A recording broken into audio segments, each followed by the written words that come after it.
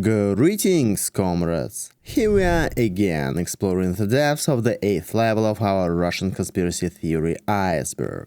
Today you will learn where exactly the biblical apocalypse will begin, who lived on Earth before humanity and even before carbon-based life, as well as why historians decided to add a fictional millennium to our textbooks. But let's start with the most frightening and at the same time the most tangible thing, with the Yaroslavl gang of teenage Satanists. Word bearers. No, this is not an iceberg of the Warhammer universe, it is still a Russian conspiracy theory iceberg. In July 2008, 4 teenagers disappeared in Yaroslavl. They all knew each other and were part of an informal community of goths. The entire region followed the case for almost 2 months, and the governor took personal control of the search. It was believed that they might have gone to the Нашествие rock festival, but on August 12, dismembered remains were found in a vacant lot called Krasny Перекоп. It later turned out that the teenagers had fallen victim to perhaps the most high-profile and brutal ritual murder in Russia's recent history. Meet Konstantin Baranov. At 15 years old, he founded a community based on shared interests. His interests were Satanism and human sacrifices. His first follower and deputy was his friend Alexei Chistikov, and together they began recruiting new members to the group they called Word Bearers. The initiation rite for new members was the ritual murder of a cat or dog, whose blood the new recruit would use to wash his face. By 2008, the group had grown to 8 members.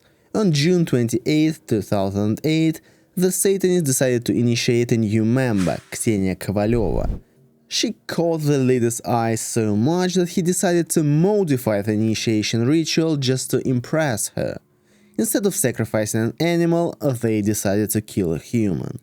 Unfortunately for them, that night 2 teenage girls, 15-year-old Olga Pukhova and 16-year-old Anna Gorokhova, decided to visit Nikolai Agolobyak, a cult member, and became the first victims. The teenagers went together to a special clearing behind an abandoned church where an inverted cross had been erected. They arranged themselves in the shape of a pentagram and, at the leader's signal, attacked the victims. Agolobyak beheaded the victims with machete while the others stabbed them with knives. Gorokhova's body had at least 50 stab and chop wounds, while Pukhova had more than 100. Then the bodies were dismembered, scalped, one had her heart cut out and the other had her left breast cut out, roasted on a fire and partially eaten. They read a prayer to Satan, took photos with the victim's head and washed Kovaleva in blood. Then they casually returned home. The group liked the new initiation ritual so much that they decided to do it again the very next evening. The next victims were Andrei Sorokin, a 16-year-old friend who had previously refused to join the cult, and Varvara Kuzmina, a 16-year-old who had come with Sorokin by chance. The method of murder was the same, but this time the cult leader counted aloud to 666 while the girl was stabbed. They also cut a piece of skin from Sorokin's body for the satanic book, the cult's diary in which they planned to record the names of their victims. They managed to keep everything secret for more than a month. But since the killers and victims came from the same community, the truth came to light. The 16-year-old leader was the first to crack, followed by everyone else. They recounted in detail where, when and how they had committed their crimes. It turned out that even cannibalism was not their first act. They once dug up a girl's grave in Rybinsk South Cemetery, cut out her heart and kidneys, ate them, cut off her arms and legs and threw her remains into a forest. The investigation lasted 2 years, and the trial was repeatedly postponed due to strange incidents. For example, one of the lawyers representing Satanist Karpenko hanged himself in the middle of the trial. None of the 8 suspects showed any remorse, neither during the investigation nor in court. Anton Makovkin even appeared in court with a bare chest, makeup and a hairstyle, for which he was deemed insane, placed in a mental hospital and released after a year. The other 6 members of the cult received short sentences ranging from 2 to 10 years. Remember, all of them were minors at the time of the murders. Only Agolobyak, who was 18, was sentenced to 20 years.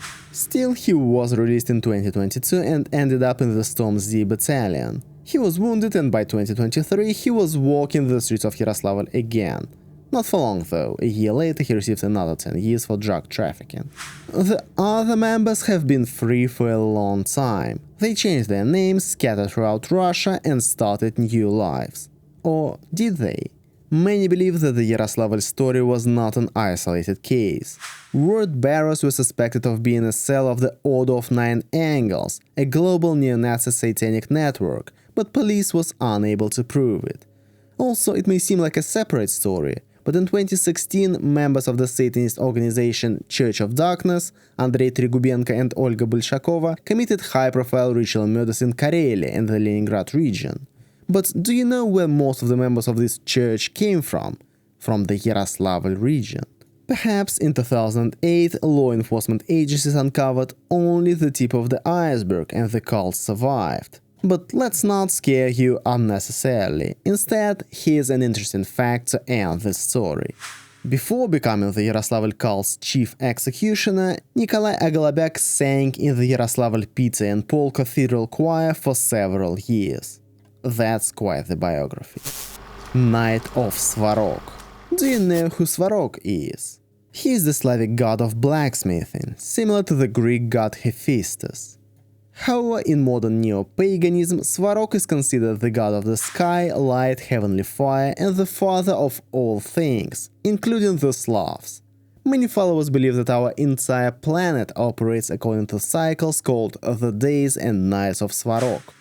We are interested in the nights, when Svarog leaves his heavenly throne and neglects his duty to protect the Slavs. Instead, Chernobog, literally Black God, reigns during this time.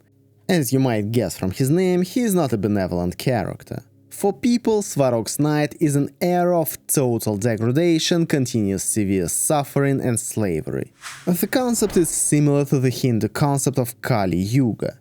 The main proponent of this theory is Nikolai Levashov, an old acquaintance of ours, who even named the exact date of the beginning of the latest night, year 988. Yes, the baptism of Rus was part of a conspiracy to destroy Aryan civilization, and all the events of the following 1000 years were trials sent to the Slavs by dark forces.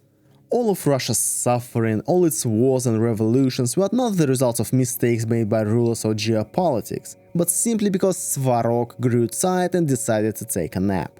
But rejoice, the night is over.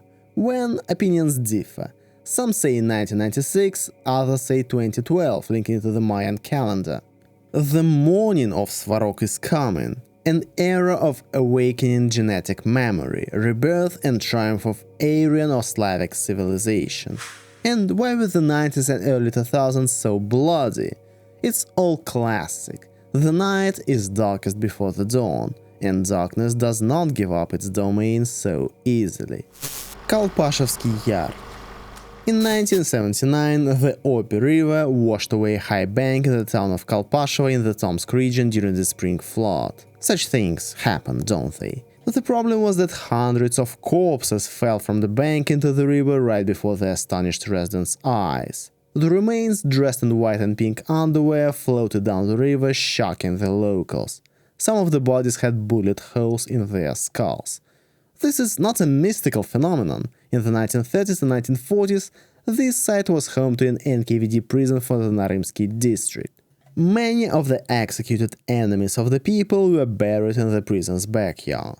It was one of these graves that was exposed by the waters of the Obi. Due to the soil's peculiarities, the bodies were mummified and preserved almost perfectly. The mystery begins later, when instead of retrieving and reburying the bodies, the authorities took unprecedented action. At the direction of V.N. Shutov, the first secretary of the Kolpashevsky City Committee of the Communist Party of the Soviet Union, a sturdy fence was erected on the eroded riverbank near the burial ground. A cordon was also established to prevent people from bringing flowers and candles. Teams were formed from Ministry of Internal Affairs and KGB employees, and volunteer squads were created and put on motorboats to block the river. Factories began delivering scrap metal to the teams. These teams' task was to swim up to the corpse, tie a load to it, and drown it. They did this right in the river, in the middle of the city. Vladimir Cherepanov, the captain of a passing barge, testified that he saw the KGB photographing the bodies and then drowning them with weights. The undestroyed part of the grave was also eliminated by washing away the shore with the propeller flow of motor ships. The remains of the corpses were literally crushed by the propellers and drowned in the river. All of this was done based on the personal instructions of Yuri Andropov, the head of the KGB at the time. The authorities told local residents that those buried in Kolpashevo were not victims of repression, but rather deserters who had been shot during the Great Patriotic War. But why all that? What is so surprising about this whole story apart from its monstrous cynicism? The timing. It's been a long time since the campaign to rehabilitate the repressed in the USSR began. The excesses of the Stalin era have long been recognized and recorded. Nothing prevented the authorities from telling the truth and placing the responsibility for the terror on Stalin. Yet, for some reason, they chose to swiftly destroy everything and erase their physical existence, to kill them after death in such a barbaric manner. There is a certain ritualistic aspect to this action. Secondly, the collapse supposedly occurred during the May Day demonstration, one of the two main Soviet holidays. Some see symbolism in this. The earth itself tore the victims away to spoil the holiday of the bloody regime. Some even believe that the dead did not want to leave and resurfaced repeatedly, looking into the eyes of those who tried to kill them a second time. But these are just legends. Halogenated water suppresses the mind. I don't think I need to explain to you why water is fluoridated. Not to protect teeth from cavities, but rather to suppress emotions and turn people into zombies. This is a fundamental belief of every Western conspiracy theorist. It supposedly works like this. Fluoride ions are very strong oxidants, which allows them to displace iodine from the body's cells. The thyroid gland and brain need iodine to function properly, and a deficiency can lead to intellectual disability. Water fluoridation and chlorination were introduced not for disinfection or to protect teeth, but to keep the population artificially in a state of sluggish mental dullness. Conspiracy theorists also claim that fluoride accumulates in the pineal gland, or epiphysis, calcifying it and blocking the third eye, supposedly the center of intuition and resistance to manipulation. This, they say, turns people into zombies incapable of critical thinking. Water fluoridation is particularly prevalent in the United States, where 194 million people in 43 of the 37 largest cities drink fluoridated water, accounting for 70% of the population. Some claim that the Nazis were the first to add fluoride to the water supply in prisoner of war camps. However, there is another version of events. Of course, all this is also the work of the NKVD, which conducted inhuman experiments in the Siberian gulags to suppress the will of prisoners, making them obedient and passive. And then, after the success of these experiments, it successfully pushed through the idea of mandatory water fluoridation in the US through its agents. Interestingly, historically, water in Russia and the USSR was not fluoridated. Less potent chlorine was used instead. However, between 1960 and 1990, for unknown reasons, chlorine was replaced with fluoride, and then chlorine was reinstated. But don't breathe a sign of relief just yet. There is a belief that Western corporations add fluoridated water to products entering the Russian market in an attempt to implement their plan to degenerate the Russian nation. The apocalypse will begin in Moscow. This is a prophecy that was uttered, nobody actually knows by whom. Various elders are mentioned from Abel to Matrona of Moscow. I have also read about a certain elder schema monk Ioan, who lived in the church of Saint Nicholas the Wonder Worker in the village of Nikolskoye in the Yaroslavl diocese of the Russian Orthodox Church. The text of this prophecy first appeared on the internet in 2011 and has been very popular ever since. The prophecy states, in April, when the Bold One is taken out of the mausoleum, Moscow will sink into salty waters and little will remain. The sinners will float in the salty water for a long time, but no one will come to save them. They will all perish. The Bold One, as you may have guessed, is Lenin. This prophecy by schema monk Ioan also describes a monstrous famine, during which those who have received the mark of the Antichrist will eat the dead, as well as a lack of water, gas and electricity. Additionally, it describes the Chinese and Japanese occupation of the Far East and Siberia up to the Urals. However, according to the prophecy, the global cataclysm will end with the restoration of the monarchy in Russia. The Reverend Seraphim of Svarog will come and will unite all Slavic peoples and states and bring the Tsar with him. Why will this all happen in Moscow? Well, as you know, it is the Third Rome, the last bastion of Christianity and civilization. Russia is the catacomb after all. I have also talked about the underground sea under Moscow that was allegedly discovered by Soviet scientists. Its waters will flood the capital and engulf all sinners. Okay, fine, but what does Lenin have to do with it? His mausoleum is a ziggurat and the center of dark forces. Remove it and everything will collapse. Only a new Tsar can rid us of the Antichrist and lead us to a bright future. As other famous bold men once said, everything is intertwined. Devil's Cemetery. The Devil's Cemetery in the Krasnoyarsk region has been included in the list of Russia's most terrifying places. The first mentions of this mysterious site on the border between the Krasnoyarsk region and the Irkutsk region date back to 1920.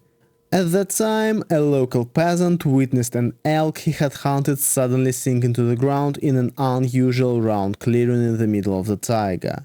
However, the area did not resemble a swamp or bog. Rather, smoke was coming from the ground and heat could be felt.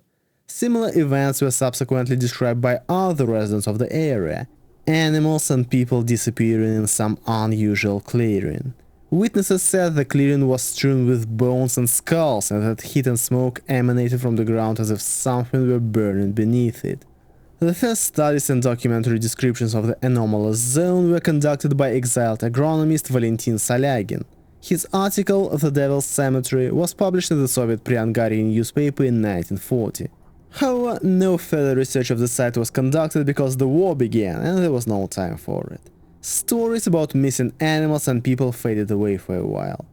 A new wave of interest in the anomalous zone arose in the 1980s. By that time, several dozen people were listed as missing in those areas. However, no one knew the exact location of the clearing because the residents of the surrounding areas were resettled almost immediately after the war.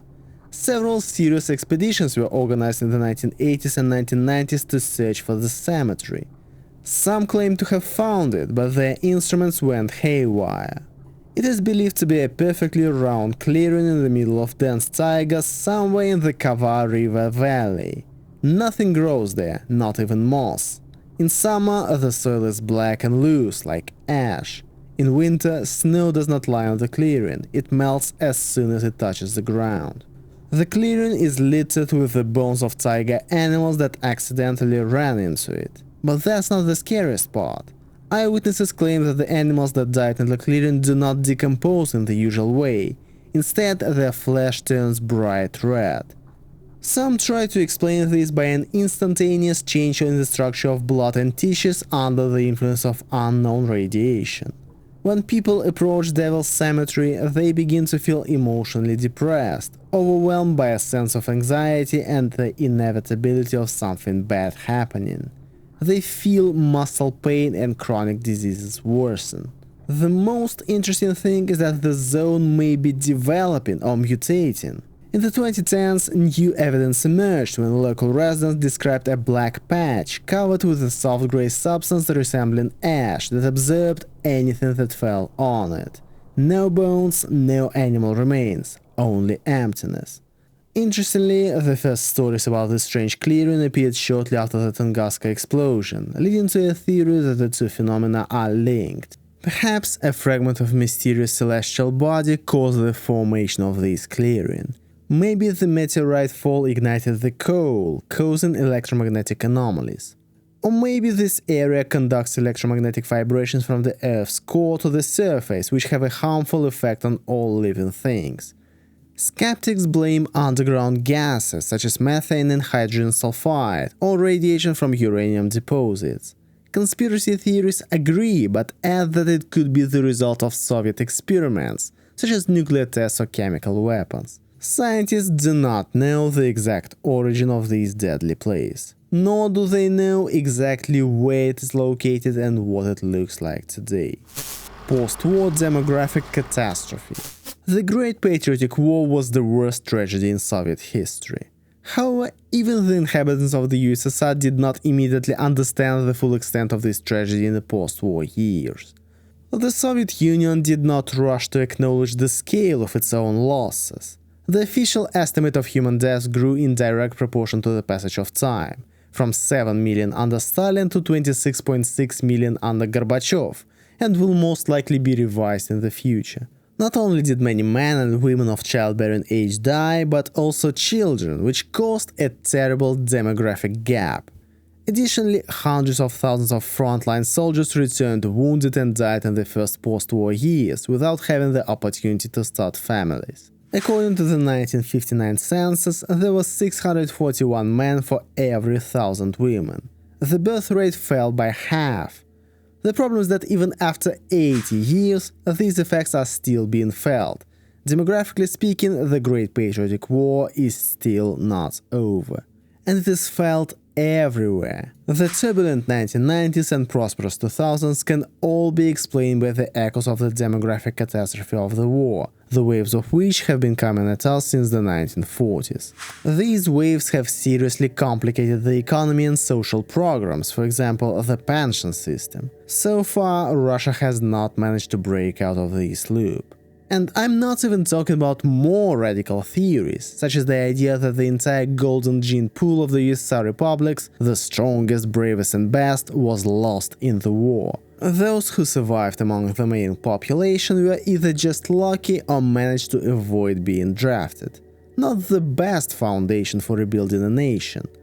Another theory is that the official figure of 27 million casualties was greatly underestimated, and that the real consequences, including gender imbalance, declining birth rates and long-term demographic gaps, were planned by elites, the West, Freemasons or internal enemies, to weaken Russia. Then there's the dullest plan and the theories about a planned genocide of the Slavs. What if the war itself and post-war policies were tools of planned depopulation that the world's elites have always desired? Silicon civilizations. Do you think you are looking at a forest? Are those 30-meter-tall green trees around you a forest? No. All of our current forests that we are used to seeing are just mold or small shrubs. The fact is that real trees reached tens of thousands of meters in height, and their trunks were simply enormous. Oh yes, I forgot to mention, they were also made of silicon. Yes, adherents of this theory believe that in the past, before some cataclysm, flood or nuclear war, there was giant silicon flora on Earth. The trees reached heights of tens and hundreds of kilometers. This was not carbon-based life like us, but silicon-based life. After all, silicon, like carbon, can theoretically form complex branched molecules analogous to hydrocarbons necessary for life. Silicon is the second most abundant element on Earth after oxygen. Why? Because in the past, the entire Earth was populated by silicon-based life forms. What we now call stones, rocks and minerals are the remains and corpses of those giant plants and creatures. The most famous example is Devil Tower in the United States.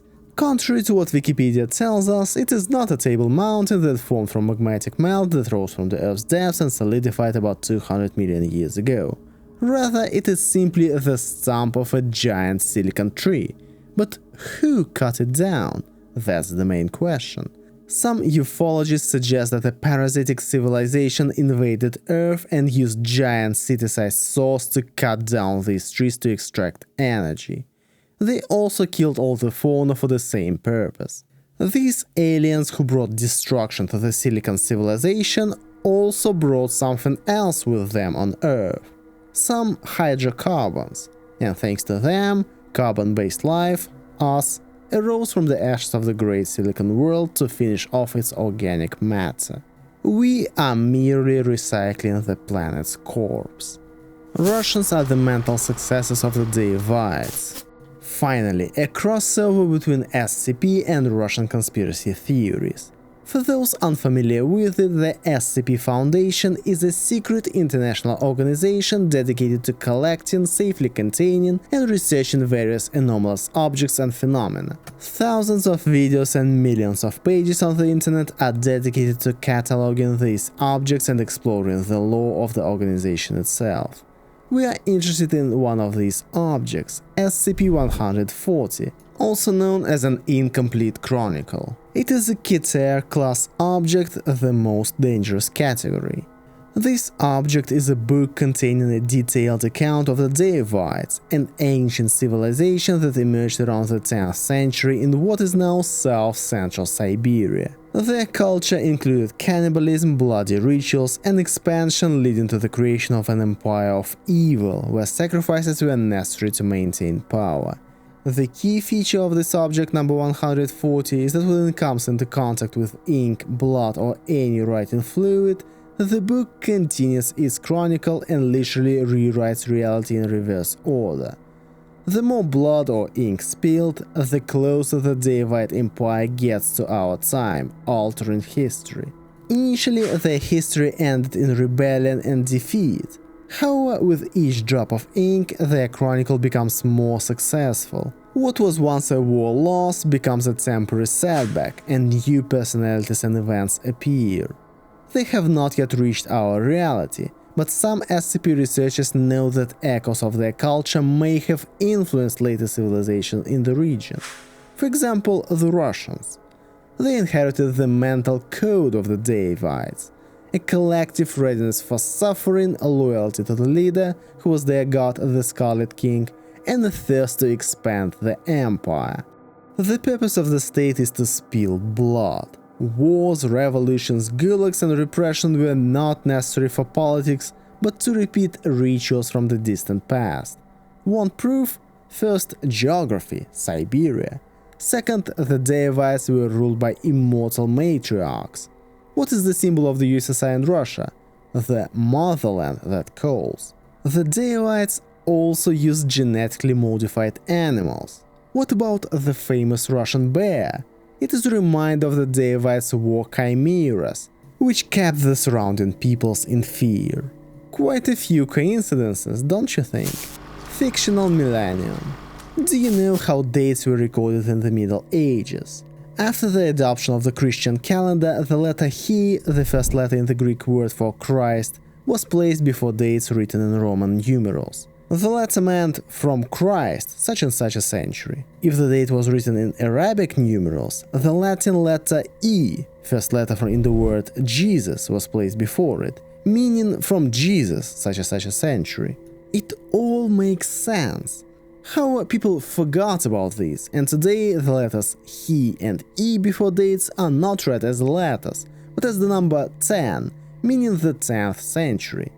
Historians are racking their brains over an unanswered question. Why have so few medieval monuments survived, while so many ancient ones have? It would be more logical if it were the other way around. The answer is simple. There was no degradation or decline after the heyday. There were no dark ages. Our civilization developed steadily and consistently. Someone just added 1,000 years to it for some reason. Thus, the chronology of civilization was artificially made older by 1,000 years, and then historians fill this non-existent millennium with phantom events and characters. Why? To rewrite history and hide the truth. About what? For example, about the Great Slavic Empire, or about reptiloids, or about something else. Holy Grail in Ukraine. Where should we look for the Holy Grail, the legendary Christian relic from which Jesus drank at the Last Supper and into which his blood was collected? In Ukraine, of course, or somewhere nearby. According to one theory, the Knights Templar brought the Grail to Europe in the 13th century after finding it in Jerusalem. They fled eastward to escape the persecution of Philip IV the Fair. They allegedly passed through the Caucasus Mountains and settled in Kievan Rus, where Christianity was pure and close to Byzantine traditions. Researchers point to findings in the village of Novoselki in the Lvov region, where ancient stones with carved Latin letters and poppy and thorn wreaths were discovered. These stones are considered the key code of the Knights Templar. There is also a legend that the Holy Grail was brought to Crimea. In ancient times, this area was a place where Greek, Scythian and Christian cultures and beliefs intersected. And do you know who believed in this legend? Hitler. The Nazis actively searched for the Holy Grail in the Black Sea region. The Ahnenerbe, a Nazi research organization, conducted expeditions in Nikopol, Melitopol and Crimea. They saw the Slavic lands as the Aryan heritage, the sacred land of the ancient Germanic Goths. Hitler also allegedly believed that the Grail would grant him immortality or superpowers. Do you think he was the only one? From 1926 to 1927, a group of employees from the Special Cryptography Department of the USSR NKVD, led by Alexander Barchenko, also operated in Crimea. According to official account, the group was exploring Crimea's cave cities. However, the group also included astrophysicist Alexander Kandiain, who revealed that the Chekist expedition had a secret goal: to search for a powerful artifact. Whether or not they found it is still unknown. So too is the question of whether the Grail was ever in the area of modern Ukraine. Similar theories exist in Poland. The crypt under the Templar chapel in Khvarshani allegedly leads to the Holy Grail. Perhaps the Templars did go east in search of refuge, just not that far. Belov's theory of involution. Everyone knows about Darwin's theory of evolution, which states that humans evolved from apes. But what if the famous scientist got it all wrong? Evolution from simple to complex does not exist. Rather, a process of simplification and degradation is at work here on Earth. Humans did not evolve from apes. In fact, apes are degraded humans. Alexander Belov, a paleoanthropologist and writer of books about animals, is the author of this theory. He believes that evolution is a doctrine imposed to hide the true history and that there's only involution. According to Belov, if a person does not fulfill his purpose, he begins to mentally degenerate. After losing the remnants of human reason, social thinking and behavior, their brains and thinking are restructured, and they begin to turn into animals. They adapt their bodies to a particular ecological niche, way of existence, reproduction and nutrition. According to his hypothesis, the ancestors of modern animals were intelligent beings, proto-humans or giants, who due to a catastrophe, climatic, karmic or energetic, lost their intelligence and physical perfection, turning into monkeys, bears and other animals. For example, the human foot supposedly tramples on the theory of evolution. Animals have human features, claws like nails, grasping paws, which indicates a regression rather than progress. Belov also uses embryology, the embryos of all animals are similar to humans in the early stages, as proof that man is a basic matrix that is then distorted, involuted into a specific animal. He refers to paleontological findings, human skeletons in layers with dinosaurs or giant bones that scientists ignore. Moreover, he believes that involution explains all the processes we observe in the modern world. The increase in diseases, the decline in intelligence, and the entire biosphere of the Earth is a dumping ground for former civilizations that succumbed to carnal temptations and were therefore deprived of their full intellect. Cemetery of Tagil Brides. The Tagil Brides Cemetery is the name given by the media to a mass grave accidentally discovered by a local resident near the city of Nizhny Tagil in the fall of 2006. The local resident went to walk his dog in a forest belt, and the dog returned to its owner with the remains in its mouth. As it turned out, the remains of girls whose relatives had been searching for them for years were lying there. They were poorly buried, sometimes the bodies were simply covered with branches. A total of 14 girls' bodies were found in the grave. The oldest was 26 at the time of her death, and the youngest was only 13. Among them was the 14-year-old daughter of local businessman Eduard Chudinov. Investigators decided to check Chudin's activities, and rightfully so. They discovered that he was involved in the trade of stolen metal.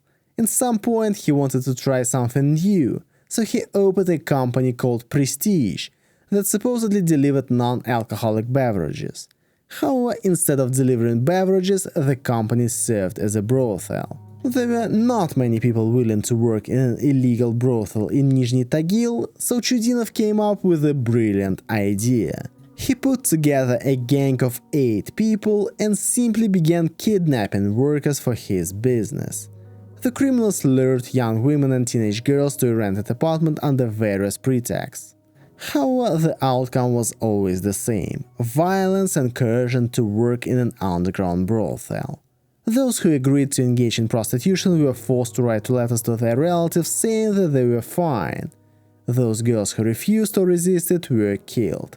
They were raped, strangled, and taken to the forest near Chudinov's native village of Lyovicha, to the very place that would later be called the cemetery of Tagil Brides. And yes, his own 14-year-old daughter ended up there too.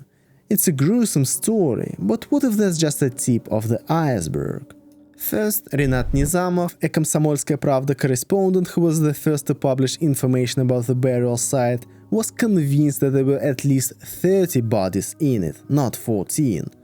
Moreover, aren't you surprised that this business flourished for years, while victims disappeared and no one did anything? The theory is that the whole city knew. The police didn't just turn a blind eye. They were the main customers and shareholders of this business. Girls were supplied to saunas for prosecutors and officials. The bodies that were found are just a drop in the ocean. The excavations were allegedly shut down quickly because had they continued digging, the entire regional leadership would have been imprisoned. Hundreds of brides still lie in the Tagil forest, written off as missing persons. Furthermore, drivers on the Serovsky Tract, the road between Yekaterinburg and Nizhny Tagil, sometimes talk about girls in white or torn clothes standing on the side of the road who disappear when approached. Could all this be an echo of the massive Tagil Brides cemetery? Chikatilo was innocent. No one denies that in the 1980s a violent maniac was operating in the Rostov region, killing dozens of women and children. But the fact is that the investigation did not provide a single piece of direct evidence against former school teacher Andrei Chikatilo. There was no murder weapon and no fingerprints at the crime scenes or on Chikatilo's belongings. There was no biological material from Chikatilo at the crime scenes or on the bodies. More precisely, there was, but it completely exonerated Chikatilo. Chikatilo had blood type A, but the semen found on the victims was type AB. Because of this discrepancy, the anti-scientific theory of paradoxical secretion was invented and later refuted. There was not a single witness, let alone someone who had escaped from the hands of the maniac or seen him in action, or at least someone who could confirm Chikatilo's presence at the scene of the crime. The case is full of oddities and direct procedural violations. Suffice it to say that several corpses changed gender during the investigation. During personal searches and a search of his apartment, nothing was found to prove Chikatilo's involvement in the crimes. Besides, how could one elderly, bespectacled, important man have killed more than 50 people? How could an ordinary supply clerk have covered his tracks so well and evaded the police? The scale of the murders, combined with an intense police investigation, led to the theories that there were copycats, or that Chikatilo was physically incapable of committing all the murders. Conspiracy theorists claim that Chikatilo simply became a convenient figure to close the case known as the Forest Belt murders. He was an unremarkable grey-haired intellectual with mental health issues. The investigators simply falsified the evidence to cover up their own failures. After all, at least one case of investigators framing someone is well known. Alexander Kravchenko was shot for Chikatilo's first murder, that of Lena Zakotnova, in 1978, but it later turned out that the police had beaten a confession out of him. If they falsified evidence once, why wouldn't they do it 50 more times? Who was the real killer? Oh, there are many options. High-ranking officials, Secret Service agents, a group of cannibalistic cultists, Take your pick. Thanks for watching, just one more episode to go. And as always, a huge shout out to my biggest supporters: Елизавета Захарова, Kirill Klimuk, Petr Ilich, Людмила Ilyanova, Jonathan Schulze, and one more member who wished to remain anonymous. See you guys next time.